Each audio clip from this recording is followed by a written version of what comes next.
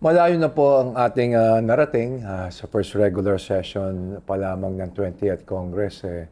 Naaprubahan na po ng Congress ang 26 52 LEDAC priority measures.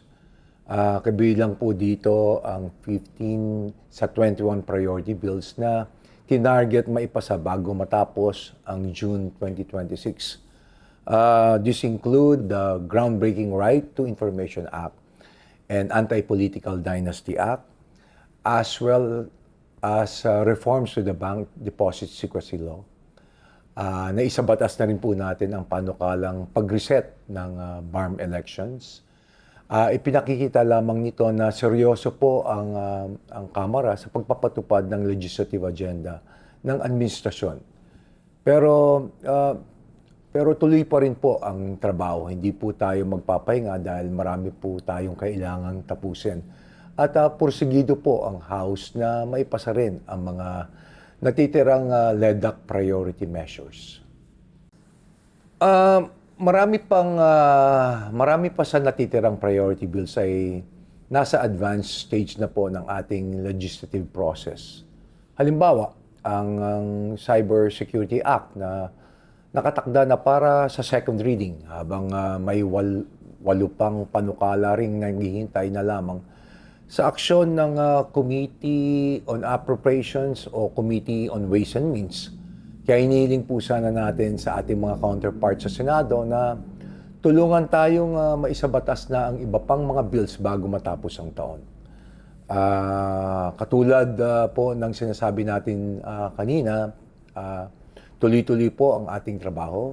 Patuloy nating bibigyan ng prioridad ang mga panukalang direktang makakatulong sa mga Pilipino at sisiguraduhin po nating masusi at timely ang pagtatalakay sa mga ito.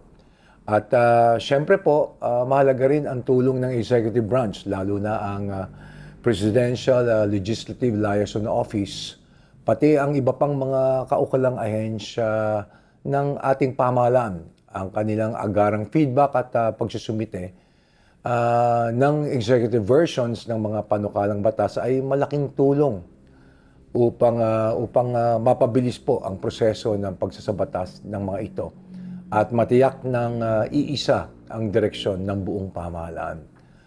Ang aming pong layunin ay makapagpasa ng mga batas na may tunay na pakinabang at mararamdaman ng bawat Pilipino.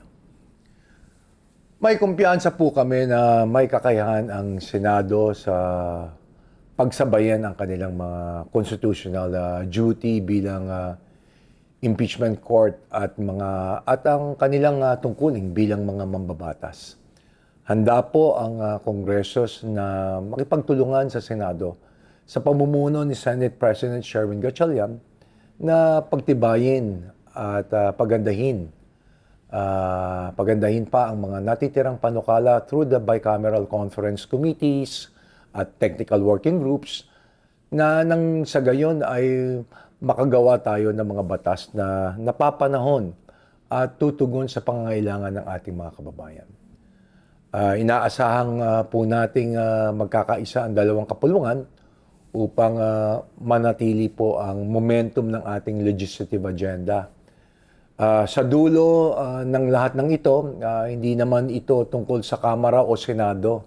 Ang mahalaga po ay magkaroon tayo ng mga batas na magpapagaan ng buhay ng ating mga kababayan at magpapaunlad sa ating pong bansa.